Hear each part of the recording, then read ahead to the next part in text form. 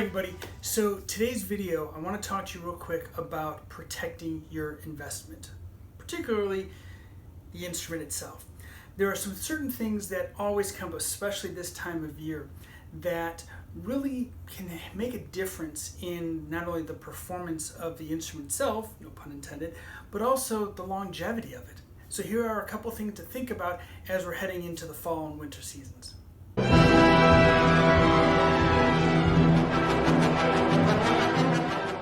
So number one, weather. Weather is a tricky thing because while it may be nice inside, outside is a whole nother thing. Think about your driveway or the sidewalk outside. Whenever moisture gets in there and that moisture freezes, it expands. And what happens? Well, potholes or cracks. That's the last thing you want in a road. It's also the last thing you want in an instrument. And instrument is itself made of brass, and brass contracts and expands. So you have to be careful. So with any instrument, not just brass, but with any instrument, you gotta be mindful when it comes to the weather. A good thing to think about that I always tell students, treat your instruments like you treat a pet. You wouldn't leave a pet in a car when it's 100 degrees out.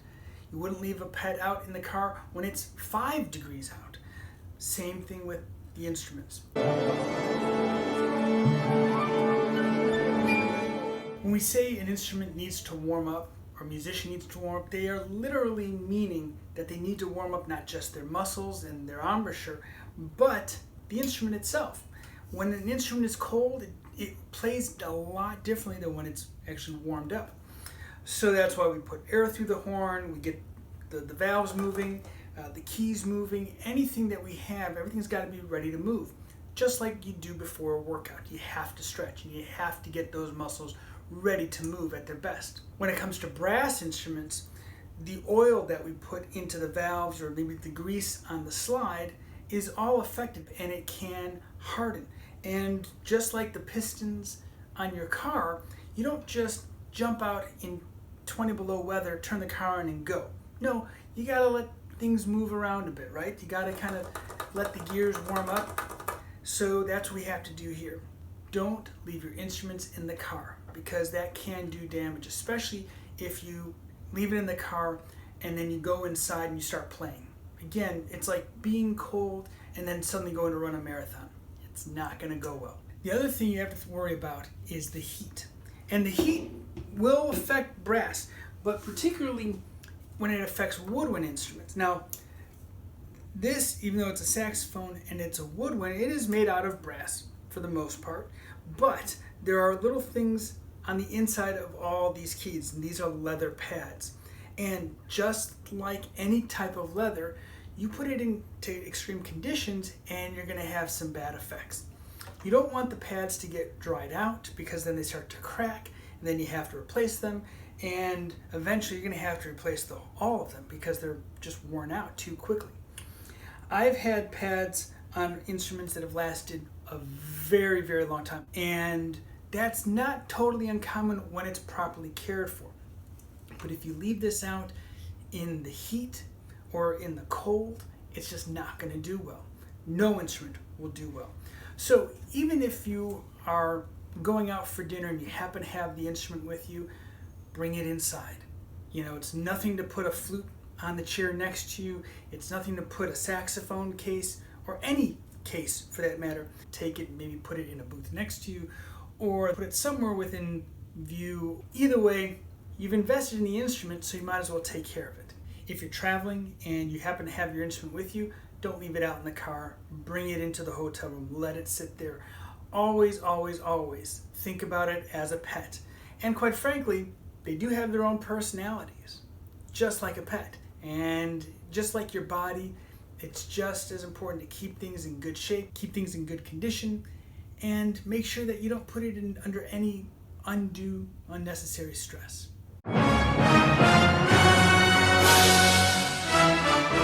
Number two for today, airlines.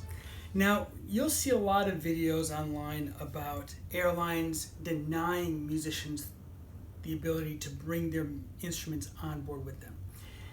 And unfortunately, that just means that the airline staff on the ground who already have plenty to think about when it comes to our safety and security, they probably don't understand or they haven't been brought up to date on the latest laws. But generally, the law in the United States and most international carriers as well will allow you to bring your instruments in the cabin with you. You get into some gray area when it comes to a cello or a bass, but every other instrument you can pretty much bring on. And there are special cases that are what we call flight cases that are meant to handle whatever may come about. And technically, yes, a flight case could go underneath in the cargo, but I would not suggest it at all. So think about this. Simple trumpet case, and meant to be taken from the house to school to rehearsal. Fine, you're holding on to it, you've got it next to you, no big deal. But this little thing here and this little thing here, pretty easy to open. And it can easily be opened simply by bumping it to a certain extent.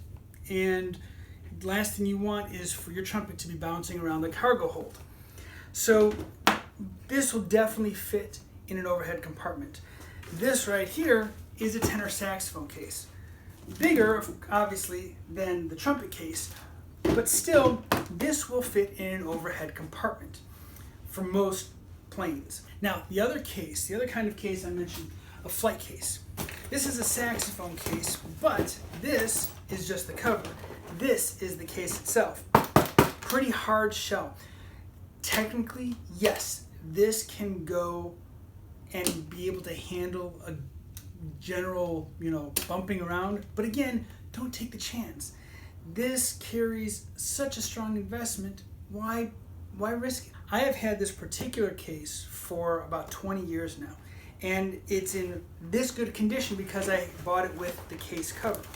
And the case cover itself has a pouch for all my gear, has a pouch in the back for some extra gear, nice sturdy shoulder strap.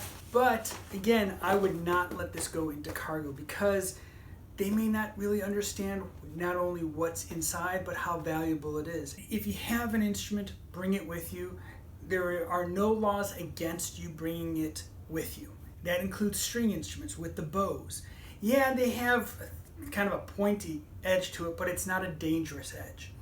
You got to make sure that you get on that plane with your instrument because it is an investment. Do not let them tell you you have to check it because you don't. Federal law and most international laws allow for instruments to be put on board. Now, 1.5 exceptions are the bass and the cello. Bass cases, which are taller than me, are not easily mistaken for anything else. So a baggage handler will likely see that and say, okay, we're going to be a little more gentle. Now, hopefully they'll be strapped down or they'll be, put in a way that they're not going to move around too much, but generally it's going to be bumped. So there's that. The cello case, however, that's that half. Some people may say, well, it's too big, but you want to check this with the airlines beforehand. Most airlines will have a policy that if you buy a ticket for the cello gets to ride. And some places even give you a discount because it is not for a person, it's a cello. Especially nowadays, they're happy to sell anybody a seat or anything a seat. Cello cases are, again, you're going to have to talk with the manufacturer and find out just how sturdy they are when it comes to flight. Either way, keep the instrument with you. That's the most important thing. You're in good hands. You get it for your home, you get it for your car, you get it for your body, you can get it for your instrument. Insurance. Most places that rent instruments will have some type of insurance policy. Even if it's just something that will cover the general repairs, at least there's something that will help in case of bumps and bruises on the instrument. You can also talk with your local musicians union and see if they have a policy specifically for instruments. Some of those will basically cover if an instrument for a professional musician is damaged, it'll not only cover repairs, but it'll cover lost expenses because that is what a musician makes their livelihood on. Or sometimes it'll be just a policy that covers the instruments themselves. But nonetheless, check with the musicians union and see what they say. Another thing you can do is schedule your instruments on your homeowner's insurance. I have done that with every instrument I have. Every saxophone, my keyboard, even my computer, anything over $1,000 is scheduled. And it's usually only about a couple dollars every year that's added to your policy. That way I know that no matter what happens, there's some way to kind of, protect it. So it's definitely worth it. And again, just like you would with your house, just like you would with your pet, take care of it and it will take care of you. You are not the only parents going through this. And if you have any questions, if you have any comments, please share, because there are other parents that are going to have the same questions and maybe we'll be able to benefit from your feedback. Thank you again for watching. I really appreciate the support. If you'd like to continue to support the channel, hit subscribe, then hit the bell so you know when our next videos are coming up, and share and like the video. And let me know if you have anything in particular you'd like me to talk about. And until then, have a great day. All right, see you next time.